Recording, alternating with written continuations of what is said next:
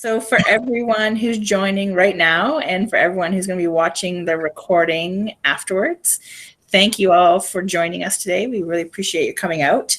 My name's Trisha and I work for Panasonic, and I've been working for Panasonic for about 15 years now, in the camera department for about 8 years. So if you have any questions after the talk about cameras, I'm happy to speak to you. But I'm going to turn the stage over to Johan, who I've been working with for about, I guess, 6 or 7 years now. He's one of our Panasonic Lumix global ambassadors, and he's been shooting with Lumix cameras for, about 7 years. So he's going to do the presentation for you today on from pairs to portraits, how to take better photos at home. So I'm going to turn the stage over to Johan. Yes, good afternoon, everybody. I'm from Toronto. I hope you guys are doing well out there in Edmonton. I bet you have more sunlight than we have today. It is very gray out here. So I'm going to do a presentation. I'm not going to switch screen right now. So like Teresa said, my name is Johan Sorensen. I've been a photographer for now 40 years, which is quite a long time. I went to photography school at Humber College here in Toronto when I came here to Canada from Sweden when I was about 20 years old. And after I graduated, I immediately started working as a commercial photographer. Of course, school can teach you a lot of things, but there's a constant learning curve. And I'm sure you all know that from the 80s to now, there's been some amazing changes, some abrupt changes of course, from film to digital. My original cameras I worked with was 4x5, 8x10, or 2 1/4 cameras. And of course, it was all film-based. And film, either black and white, negative, but I worked a lot with transparency, which was, of course, the ultimate thing to use for a reproduction for magazines and for printing catalog and such. And I got a job in a commercial studio where we had to work, of course, in volume. And I had to learn very quickly how to do my work there in this environment. I loved photographing people.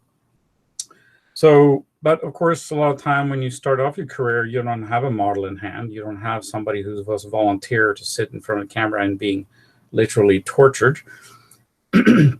But so I started my career photographing product. So I have made some kind of a lesson out of this. So teaching you guys. So this title is From Pairs to Portraits: How to Become a Better Photographer at Home. A lot of you are still sitting at home. I know the weather is getting better, but you can always use these tips to implement to your learning curve and make it improve it as much as possible. By the way, this is all copyrighted material in my name and so forth. As a new photographer, like I said, starting out, I didn't have access to models. So by practicing on small items with a single light source, it will teach you a lot. And of course, once you get more confident with seeing light, it will help you tremendously. I mean, the one thing I teach a lot about, I have a whole presentation on this separately, not today, of course, but basically how to teach people to see shadow. And what I mean by that is, it's very easy to spot where the light's coming from. If you go outside, you see the sun, that's there. But can you also spot the shadows? I'm sorry, I haven't spoken for a long time, so if I do stop sometimes and cough, it's because I just have a very dry throat. So one thing you should get better at is composition. There's so many rules. My advice to you is to try one at a time, because there's 10, 20 different rules of composition, and of course people go out and try to remember them all. My advice is, when you set up something at home, or if you go outside for a walk, you simply apply one rule and try to follow that rule and use that rule so that you learn how to do it much better, so to speak. My biggest thing when I teach my students or for myself is point of interest. What does that actually mean? Well, Point of interest is when you photograph people, of course, is usually the eyes. Otherwise, it could be the flower you photograph. It could be something else. Here's just a simple rules of composition. I mean, this is basically choosing what format you're going to pick, horizontal or black and white. I know it seems trivially simple, but a lot of people, because the camera is constructed to fit really nicely in your hand, holding it from end to end, horizontal is probably the most common composition when people start their career or start their photography hobby, and they photograph a lot of sceneries this way. It's always horizontal. Now, to turn it the other way, it seems small, but when you do portrait style or vertical, suddenly you do different things. I know now with screen things, I mean, we watch a lot of TV, we watch a lot of films, but it's interesting how horizontal works, of course, with the screen you're watching now, but if you're using your phone, suddenly vertical is now a better format to fill the entire screen, which is basically what vertical does in portraiture and so forth. The other thing here is, of course, do you choose black and white or color? Another trivially very simple choice. But as you can see, by making a picture in black and white, you choose to extract the colors, and now you suddenly have a more of a graphic, strong image where shapes and composition stand out way more. And of course, using shapes in the image, of course, will help a lot. Another thing, too, which is important when you start doing photography or when you practice, to pick the right focal length for your job.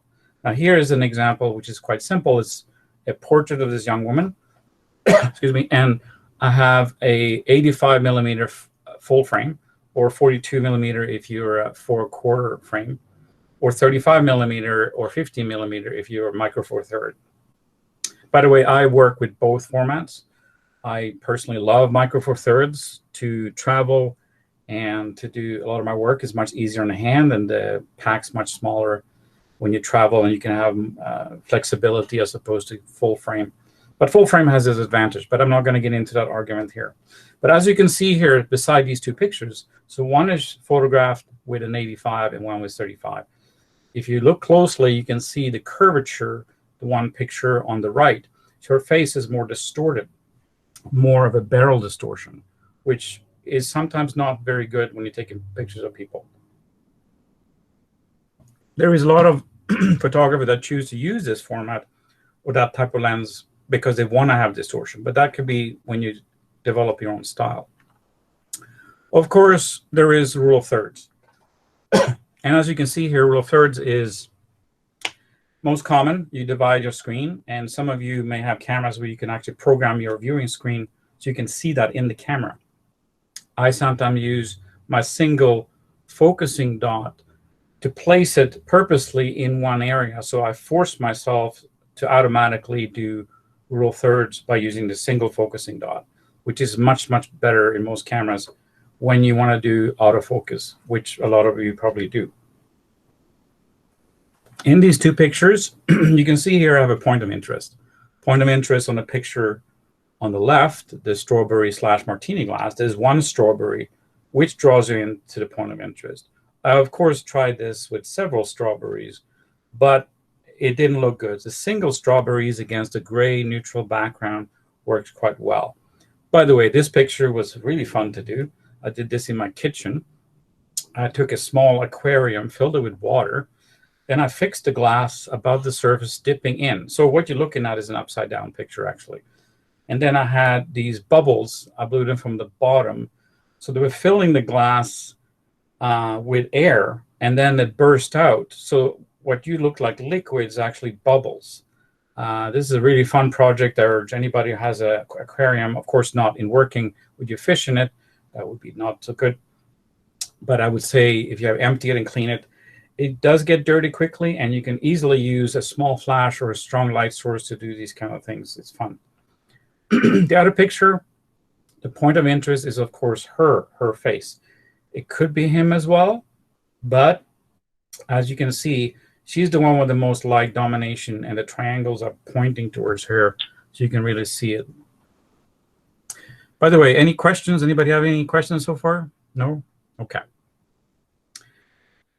The other one is use of space. Now, a lot of times using what I call negative space, of course, this is in horizontal mode, you can basically create different type of moods.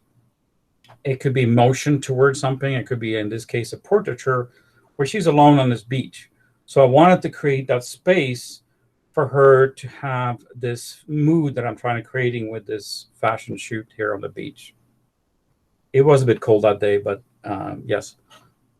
This is in the beaches, Toronto. I don't think that beach exists anymore of all the floods we've had lately. Also in this composition, I'm using color contrast. So the color is the one that pops, the red, of course, against more muted colors.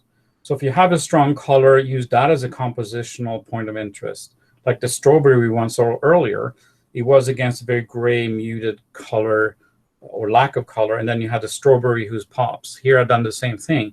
There is a bit of a monochrome color with the beach and so on, but the sweater she's wearing, and of course her red hair, this was my, I wanted her to be in the sweater with the red hair. That was my whole beginning of trying to show something off here. This is probably the biggest mistakes people do when they photograph people or other things. They put the point of interest right in the middle. I call this hunting photography, but I should probably come up with a better term in these days. But a lot of things is right in the middle. Now, camera companies know that this is probably the most common automatic mode the camera comes with. You can change this, of course, but everything kind of circles around the middle because most 90% of the people will take pictures with things in the middle. But what does this do? Well, you see all that space on top of her head. It's not like I'm going to write something there unless it's for purpose, but people have a tendency to always put the most important thing smack in the middle of the picture, vertically or horizontally, which sometimes creates an off balance to your composition. Here's another picture that I took. The point of interest is, of course, her, and of course, her interesting makeup and so on. But my composition here, point of interest is, of course, her face because there's nothing else in the picture. So your eyes will completely withdrawn into her face. But I'm also using something called more like framing. So I'm using this folded kind of paper thing I got from IKEA. And basically, it is a continuation of a circle frame that frames her face there, which helps to my composition. And of course, and this is, we can spend hours talking, and depending on what kind of level you have, but you should really get to know your camera, you know, to understand what your depth of field does, to understand that when you have different shutter speeds, it freezes a moving object or it blurs it. And of course, you have to help yourself with the ISO because all those three components here work together. And depth of field is a very important one with your different lenses. I mean, I recommend that you get one lens that you really like and you test it with different situation and use it a lot, because then you're going to really maximize that lens. Now, of course, a lot of people have zoom lenses nowadays, and it makes it a little bit more difficult to learn how the depth of field works. I mean, back in the days, you bought your first camera, it came with a 50mm fixed lens, and that was it. And you couldn't afford to buy one until much later. Now the zoom lenses covers 3 or 4 or 5 different lenses, which changes the depth of field dramatically. You can still teach yourself if you, let's say, put your camera in the lens in 50mm mode distance, and you can still do the same practice. As you can see here, the depth of field in this picture is you have a certain distance, but as you stop down, the aperture getting smaller, you're getting, of course, more or less depth of field. And what people don't know is your depth of field don't increase equally from your focal point. It increases more in the back and less in the front, which that's why we focus in on rule of thirds. Focusing on 1/3, so to speak. But that's a lot of talk here about this. I'm not going to get into too much to this. But if you practice these things as well and look them up, you will get yourself, your knowledge on your photography and knowing your camera will be so much better. Improve your editing skill. Well, there's a can of worm, huge. I mean, I'm asking you to learn Photoshop or Lightroom. Lightroom is maybe a little bit easier. I shouldn't say even maybe. Photoshop is some people's nightmare. It constantly changes. It's constantly improving. But to teach yourself to do editing skill is very important. I mean, here I have a very simple thing. Custom white balance, or correcting your white balance, you get proper whites and proper blacks. Because by doing so, you get proper color in your picture. I see so many postings in Facebook rooms that I belong to where people did not pay attention to the colors, and their sceneries look drab.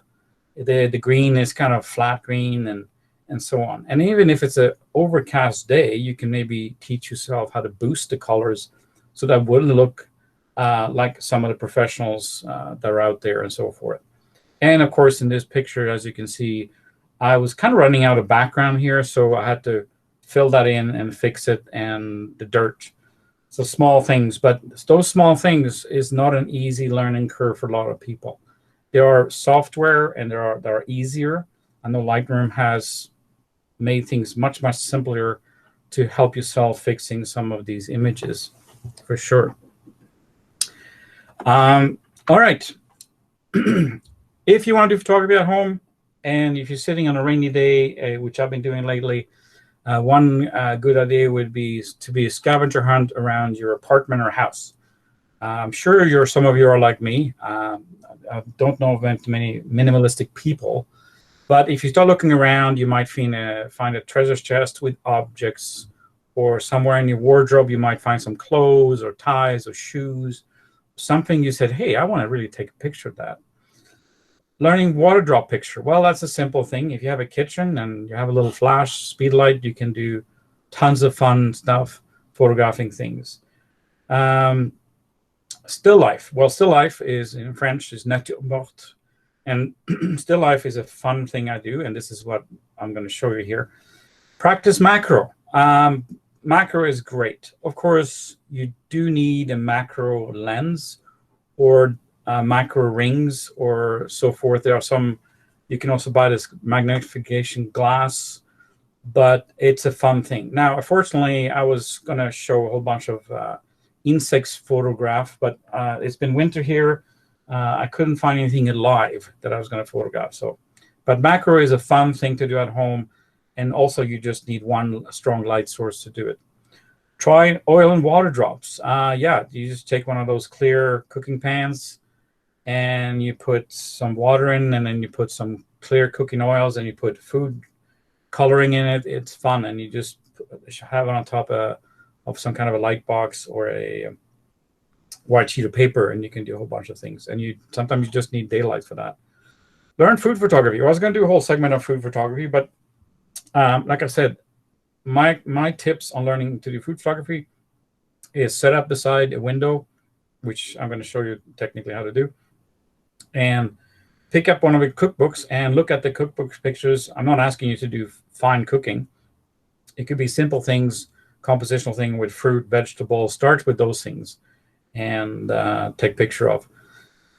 If you have a willing subject around, like nowadays, if you are living with somebody, maybe you can ask them nicely to take their pictures. I know we are in restricted mode, but sometimes you can just say, hey, can you sit for me for a while?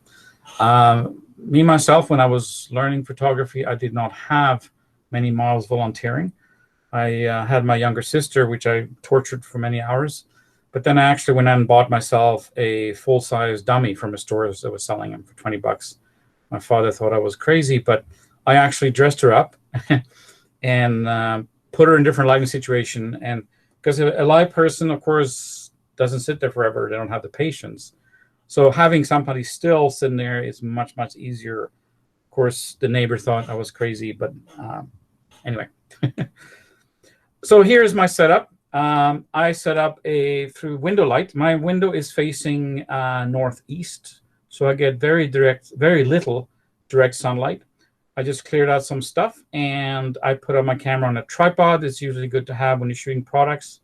I know some people hate tripod use, but when you're moving back and forth and you're doing lighting changes and so forth, sometimes it's better to do it this way.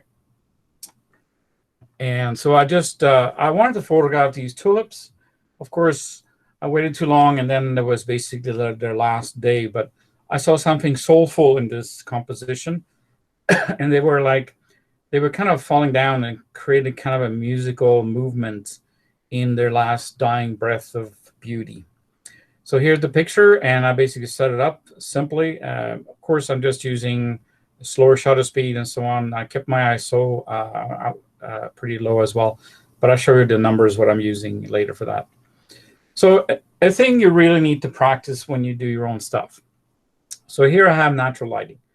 So you need to practice using, of course, the lighting coming in, and that's a good start. But then you have to start using reflectors and gobos. Gobos is basically go in between the product and the light or another light source. So teaching yourself how to use reflector. Now, I have a silver one there. Of course, you can have a white one. Silver is good for example, when you're have indirect sunlight. You can use it with direct sunlight too, but it's very harsh, especially on people. I would never use a silver reflector with sunlight. That's just too harsh for people. I would use the white one. And these reflectors, I mean, you can buy them in the camera stores. They're not that expensive. They're great. They come in different ways: silver, black, gold, see-through, and did I say black? Black, what do you use black for? Is to block light. Now, why would you want to block light? Because this window is very wide. I'm trying to create a different mood with this particular setup that I have here. So as you can see here is an example of the silver reflector and then blocking the light. Now, you say to yourself, okay, the one on the right doesn't look like anything. But you experiment by blocking or reflecting light or both. You will teach yourself how to manipulate that light source. Now, I did have some inconsistency because it was an overcast / in-between day. So sometimes it was brighter, sometimes it wasn't. So, but no direct sunlight. That's my only point. I did this during 12 o'clock during the day, so it was the brightest. And it was a much brighter day than it is today here in Toronto, for sure, which helps. Now, because the lighting is low sometimes, having a tripod will help you to take nice, sharp picture as opposed to, blurry picture with your hand with the ISO cranked up and so on. The other thing I will say to you, if you have a camera with a vibration lens and so forth that takes away vibration and handshakes, make sure you turn that off when you put it on the tripod, because otherwise it actually will create its own movement and shakes. So here's an example how this setup was. Now, it helps to have a couple of stands and clamps. Sometimes you can use broomsticks. I mean, you can improvise chairs. You don't have to have the full professional setup. And you start playing around. And you work yourself. I didn't change much to the flowers itself, although there was one flower I had to remove later. But I wanted to get something moody in this picture. And so here I'm doing different setup. I'm blocking the light in one case here, but the light is coming more in the front. I'm using the silver. So I want to create more of a mood in the background. I want to create shadows to create depth, because the flower pot is just sitting there, the vase are just sitting there, and I need to create depth. It's going to be very flat otherwise. So basically, I'm blocking the light, and then I'm kicking silver in on the side, coming in more from the angle to creating different lighting situations. And of course, I tried gold. Now, gold, I never successfully have used gold for anything because sometimes it can throw off your white balance, because suddenly you have a lot of yellow in the picture, and then you have confusing colors. It does work outside for portraits sometimes, but I've tried with products. It never really works quite well and really confuses my white balance. By the way, if you don't know much about white balance, most of you maybe have your white balance in automatic mode, but you should sometimes experiment with different settings. Sometimes you can actually offset the white balance on purpose. So maybe you create a bluish, ghoulish scene to create some kind of a cold mood and so on and so on. Of course, you can do all this in Photoshop, but if I shot this real, which I did, and then look at it, you will have some gold tinge on the flower, but it got a little confusing once it got cropped out, and it didn't really do anything. But I'm not saying it doesn't work all the time. The other thing I did to create more depth. First, this is an antique, by the way. It's been sitting forever there. But the piece that's sitting on was very close to the wall. So now I'm moving the objects and the thing it's sitting on further away from the wall. And by doing so, the shadow of the vase and the flowers that was showing up a lot was by moving it further and further away, suddenly now your shadow is moving further and further to the right. So then you don't have that shadow, because I was struggling with in the beginning was to get rid of that shadow. I didn't want to have it in Photoshop. I wanted to have it more controlled. And of course, here's the final thing. And of course, I boosted the colors and I boosted some of the things there, and I removed one of the flowers that I didn't like in Photoshop. But it's minimal Photoshop here. It's a bit of sharpening, boosting the colors, and putting some vignetting in, and that's it. But here is a picture, basically, what you can do, very simple, with some dying flowers. I mean, I've seen people do collections of dry dead flowers, which are fantastic, and a very simple thing you can do at home. Any questions? No? Okay. Then I continue my scavenger hunt, and I found an old pewter plate that is an antique. I think it belonged to my grandfather, and a pewterish candelabra. Now, one tip, if you're going to start learning to do product photography, I will avoid shiny objects. To teach people shiny object photography or lighting is a bit different. So start off with matte objects first, because if you have, like say you have the pear and then you put in a shiny apple, the apples might be very glary, or have a glass or something. So sometimes that could throw you off. So make your life a little easier by, there's so much stuff going on. You have to teach yourself composition and so on and so on. So to throw in less shiny objects will help you, like glass or metal and so forth. So here I'm playing around. As you can see, I'm moving the blocker, the gobo there. You can see the round thing there. It's moving back and forth. So now I can change the lighting. So now the background is a bit brighter, but the shadow is now casted on the object. So then the background can get brighter, and then the mood then changes on the objects here, as you can see. And here again, then I'm blocking and I'm reflecting silver, and then I'm changing the two pairs. And I was going to put the candles on, but I was like, nah. And then, you just play around, because composition, there's no simple rule when you have a whole bunch of objects. And if you want to learn composition, course practice like this helps. But sometimes you can look at somebody else's work and say, this is what they did. This is why this looks good. And you can sometimes copy their work, but not to the T, but do your own interpretation of that type of composition, because composition is hard for people to learn. And in this case, I'm playing around, of course, with shapes. And of course, I have two pairs as opposed to three, because sometimes it's better to have three items. But then I have the candelabra, and I'm playing around here with lighting on top. So there's a lot of things going on, and there's something very simple. But this is the process you have to go through to create a better picture. And of course, here I'm playing around with an added more item, added this other vinegar holder. And my f-stop here is f11 and ISO 100 at half a second. Now, why am I doing f11? Well, I'm using a 100mm lens. Now, why am I using a 100mm lens? Because I want the compression. I don't want wide-angle distorted pictures, and I want to step back and have the camera in distance. But by using a 100mm, and I'm still very close, the depth of field is critical. And I wanted all my objects to be sharp in this case.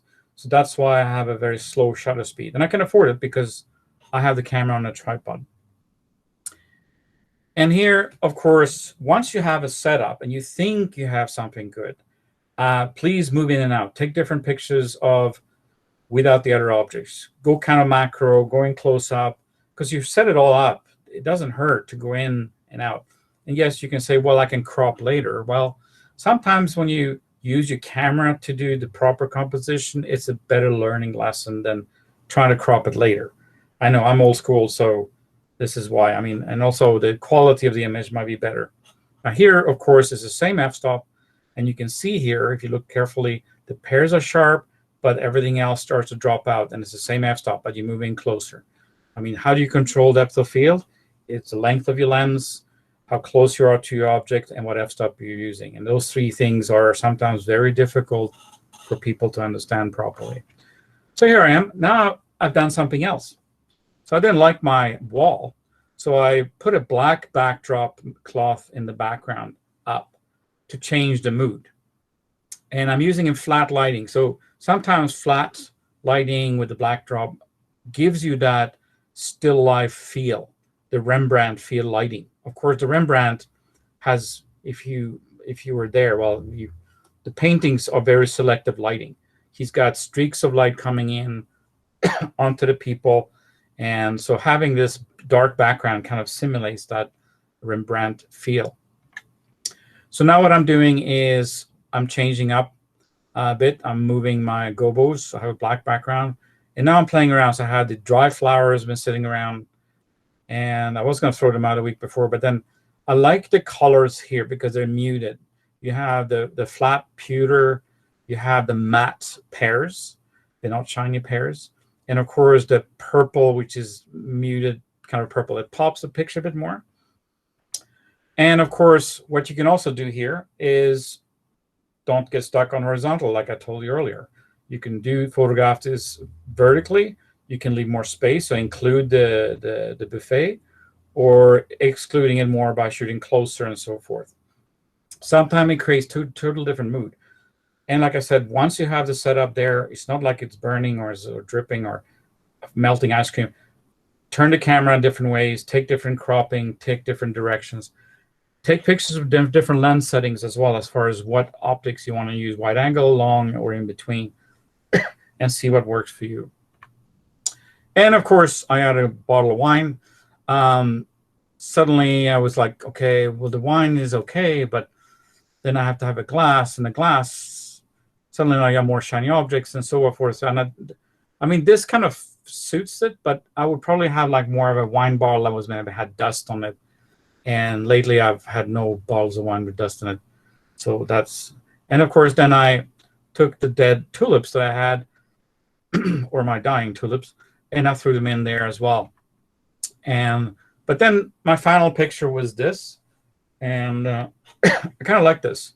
The color really works well, and the composition, the gray pewter kind of pops out, and the black makes it more moodier, and the purple is there to give a little more zing, but it's a matte.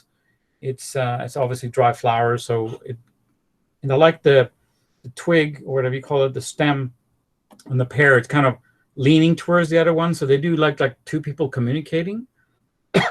I was going to put eyeballs on these for fun, but I said no. I'm going to stick to this composition. But they do kind of communicate to each other. It's like I see two people, and it's like a portrait, because sometimes that's how my mind works. And another thing too I want to bring up for compositional wise, I love using triangles in composition. So as you can see here, there's a triangular shape to both of these.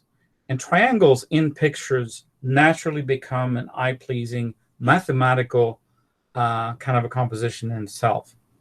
The other thing too is the plate in the background is circular.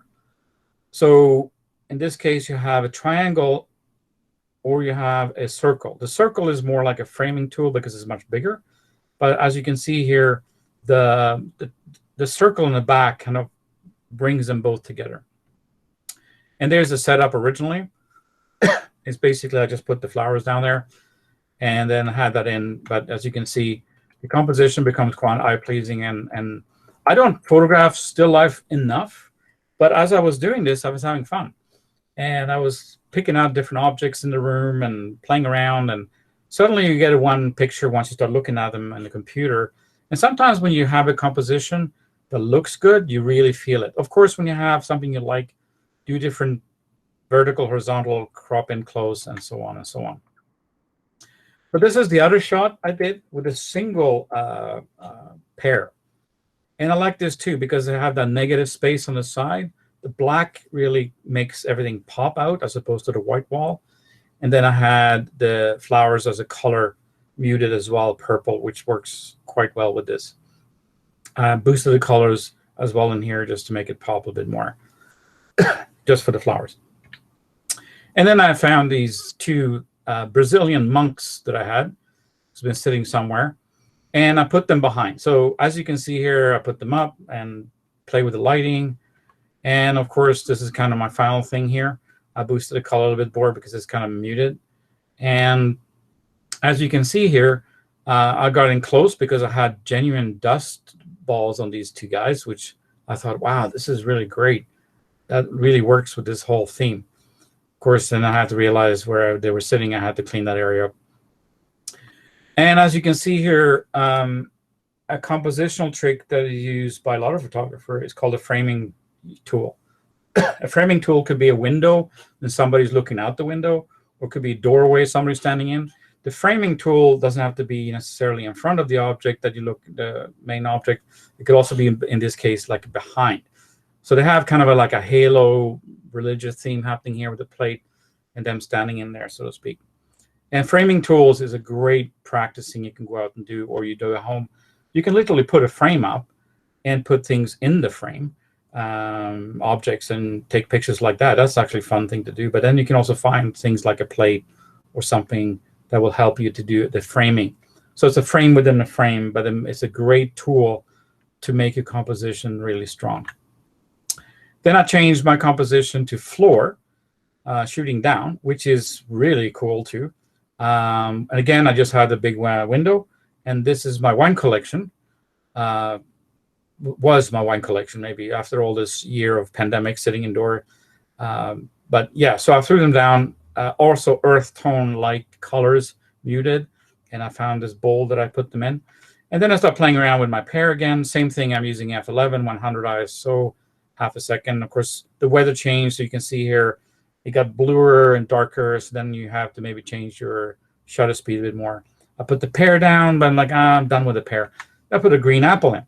But here, as you can see, I did something different. I did change my f-stop on purpose.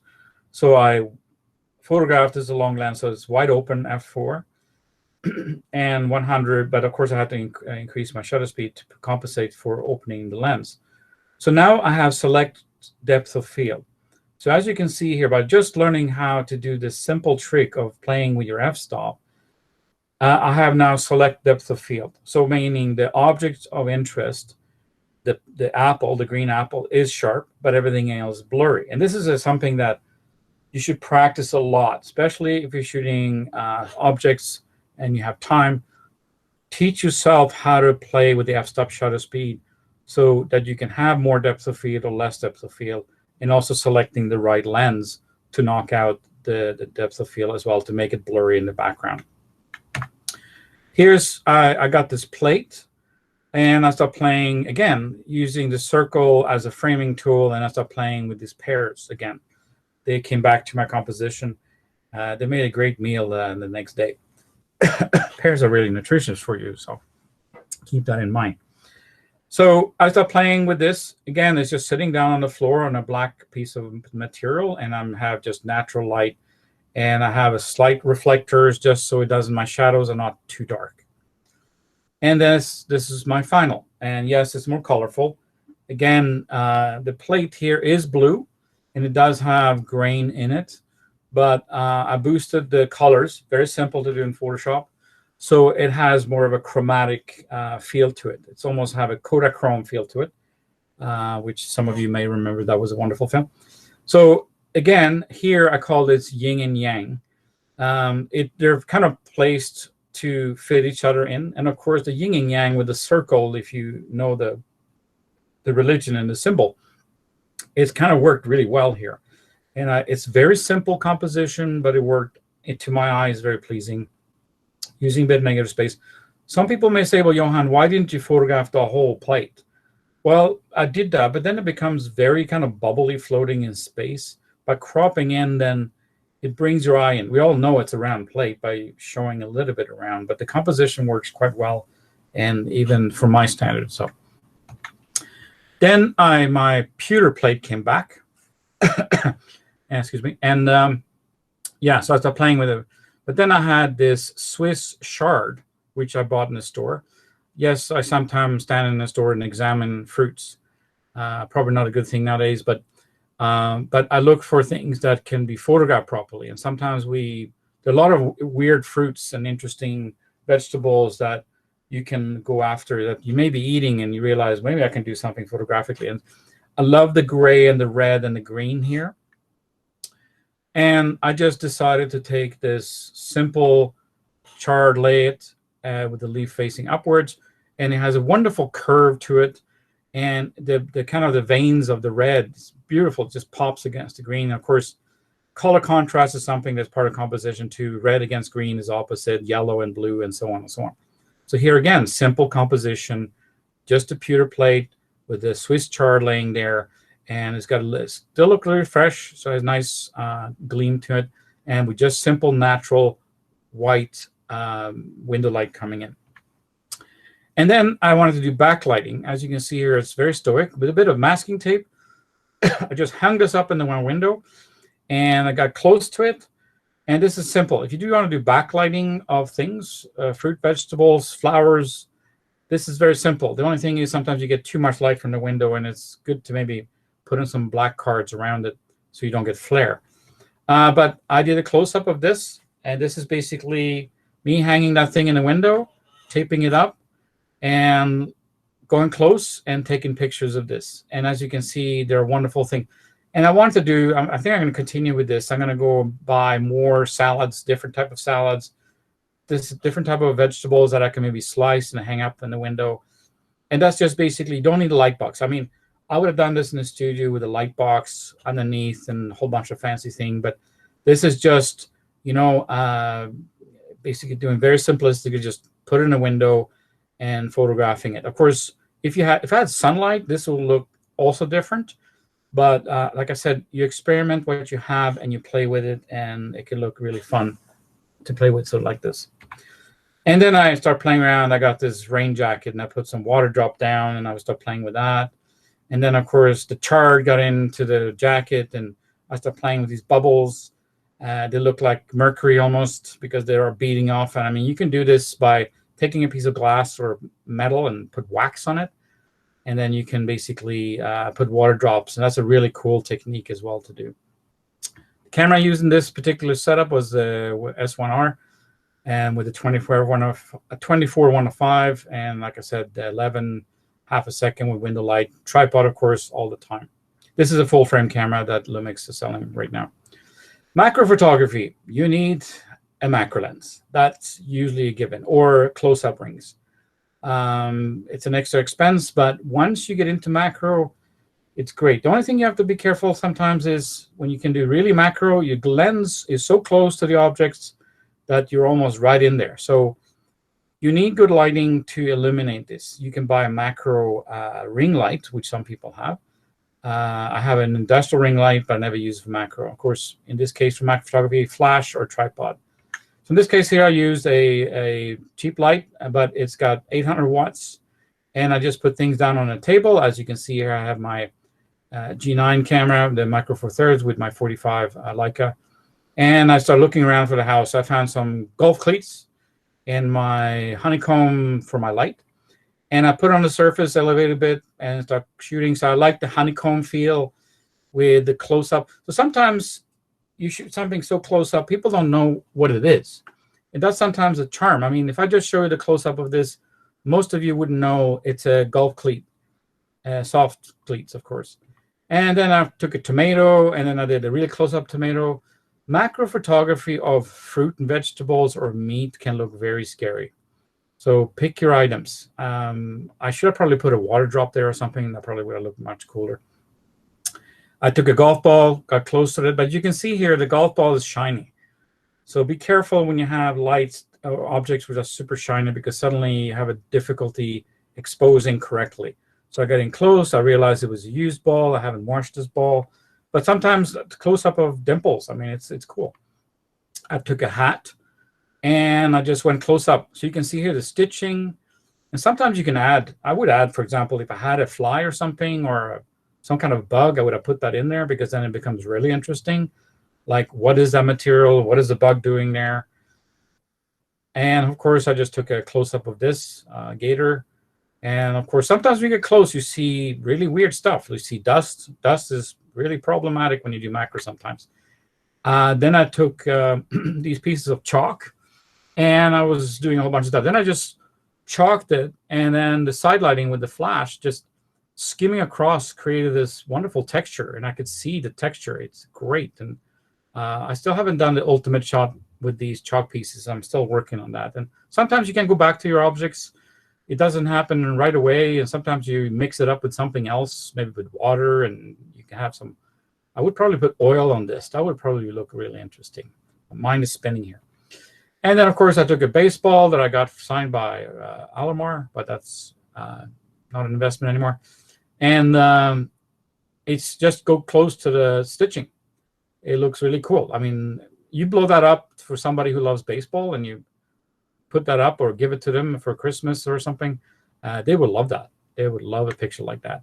Then I got my new putter. So, of course, I had to take a picture, but I was looking around, and, of course, I took a picture of the face of this putter. And it's really interesting because industrial parts, like tools, are really designed really interesting. So when you do macro photography on tools, it could look really, really fun.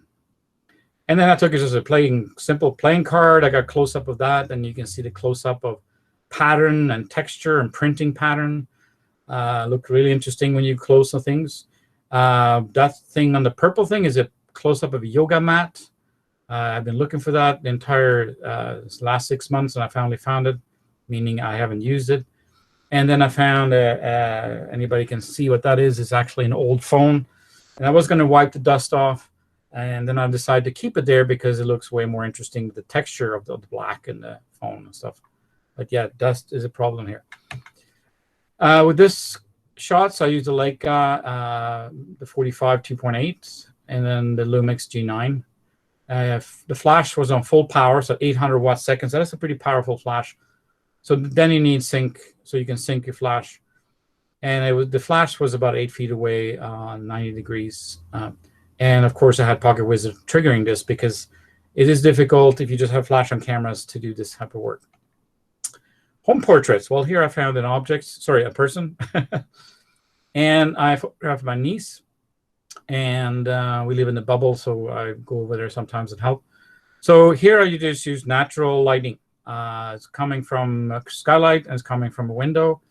And it's just simple lighting. So here I just cranked up the ISO a bit. And I have my little niece, Alexandra, sitting there. And she even took a picture of me. So here you can see the window there has a covering, and the skylights pumping. And, of course, it's great to have white walls and so on. So it bounces around, so you have nice lighting.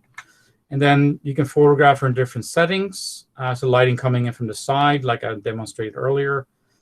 And that took some fun pictures. And kids are great. If you can prepare them so they're want to dress up, you want to take different shots. I mean, kids sometimes they want to, and then they don't want to. So, of course, you have to plan it.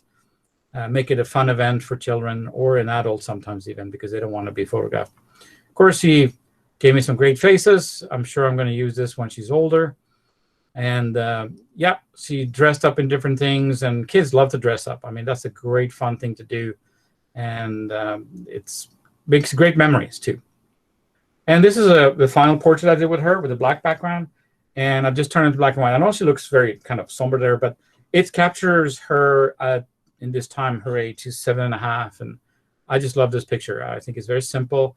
And, of course, I love black and white because it becomes more timeless black and white pictures when you blow them up and put them up on the wall or send them to people. Here I used my S5, the Lumix, with the 20 to 60. And the ISO is 1600. So full frame, you can push your ISO way higher, especially if you're using it for smaller stuff. And, of course, I was handhelding this, no tripod in this case, because I'm photographing a person who's moving around a lot. And kids, you need to have flat lighting in space so that you can catch them, especially if they're younger people. I had diffuse lighting, no direct sunlight. Direct sunlight is more difficult to work in. So just to demonstrate my past picture here, I'm a big believer in the one light system, so that I can use them. So for example, here is one softbox only, and sometimes not even no reflector. Basically, here's how I demonstrate. So I'm using a softbox, and then as you can see, the black line there is a black gobo to cut the lighting from spilling on the background. Same thing here. I did exactly the same lighting here. One light source, just skimming across here. I wanted the texture of the fiber on this model. And same thing here. One light, just two models sitting there, and the lighting's come 45 degrees. You can do this with a window light. I mean, it's teaching you to, one light, I think, is the best lesson to teach people. And same thing here, just one light source coming in softly on the side. And same thing here, just one simple soft light coming in. Of course, here I have a great model, and of course I'm using simple background, simple thing, but I'm using this scarf that I found in Scandinavia that's used for a different type of, the mood for this model to do certain things. One light here again, could also be done with a skylight or a window light if you block the lighting properly. Just coming down, I wanted his character, I wanted his profile. In the background, he's about 5 feet away from the background, which I suppose most of my models are, so I can control the spill of the lighting on the background.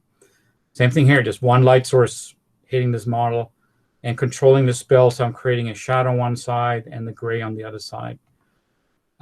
Using different backgrounds. Of course, if you're indoor, white, gray, or black is what most people have. Of course, if you're outside, you can use, of course, scenery. Keep in mind what the scenery does to the model. If you have a lot of twigs in the background, that kind of fights. Using neutral background sometimes make your objects or your person, in this case, stand out a bit better. Of course, once you get more lights, things get very complicated. I just want to show you here. Here I'm using 4 lights, and I'm using 4 gobos, and so it gets really complicated. Now, of course, I do teach people to use one light, use one reflector, use one blocker, and then build from there. And of course, here's the picture from that setup with a live snake on top of that, which was really fun. And I'm trying with a hair sticking all over. I was kind of like a Medusa idea that I had, plus that scarf I used again here. And here, same photograph with that many lights in control with the snake backwards. All right, so that was my presentation, people. So welcome back, everybody. I see faces here. I hope you listen. Anybody have any questions?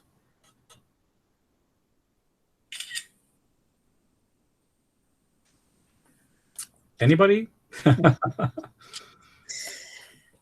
Everyone's shy. Yeah, that's okay. Did anybody enjoy the presentation? I did. Okay, that's good. That's good. Yeah, no, I mean, it's like I said, it's a simple thing you can teach yourself is at home using a camera and tripod. I'm sure most of you have it, and just stop playing around with just a window light or a simple lamp light that you have at night, and it's fun to do. Great. Any questions for technology-wise as far as cameras, anything? Like I said, Trisha is in the room. She's a Panasonic rep, and she can answer all the questions about our camera gear, lenses, and so on. We have one question on the chat asking, okay, where did you get the snakes? Oh, okay. So I did this photograph now a couple of years ago. There's a woman in around Hamilton that I've sourced out, and she has a collection of 7 snakes. Anywhere from 5 foot, really big one, almost illegal, to small ones. And they're all non-venomous snakes, very friendly. They love to curl up on the body, so they're like people. Having said so, I wasn't too close to them. Trisha, who was on the set, she had a whole bunch of them on her. But yeah, it was fun. I mean, you got to be careful with the animals. You have to have somebody who specializes with them. It's not like you pick up a garden snake and go into your house and wrap it around your neck. So they are kind of, I shouldn't say they train snake, but they're used to people. So yes, it is. I'm sure that wherever you live, there's somebody in your area who probably has these type of snakes who be very happy to help out in the photo shoot. So look on Facebook, put an ad out in some of the photo rooms, and maybe you can find somebody with a snake. So Lorianne has one more question. She said, what do you suggest is a good lighting kit to start out? Well, if you have no lights, you, like I demonstrated, use your window light. It is probably the easiest and the best, and see what you get. Now, I usually recommend brand-wise, there's so many things out there. And I'm sure if you go to the camera store, they can suggest a whole bunch of lighting for you. I usually suggest something flash. I know there's a lot of LED lights nowadays. I suggest soft boxes as opposed to umbrellas. Soft boxes you can control better, and umbrellas have a tendency to bounce all over the place. So that I'm not here to push lighting brands really, because I have so many different of my own. But like I said, you can go on the camera store site and you can find a lot of suggestion prices, and they can help you out. But one light, one softbox is a great start. But I would say get yourself reflectors and use window lights for sure. It's fun and it's easy, and you can learn a lot from that. Yeah. And definitely not something too complicated if you're just starting out. Yeah. You know what? The staff at the camera stores can definitely help you. I mean, this is what those questions they get all the time.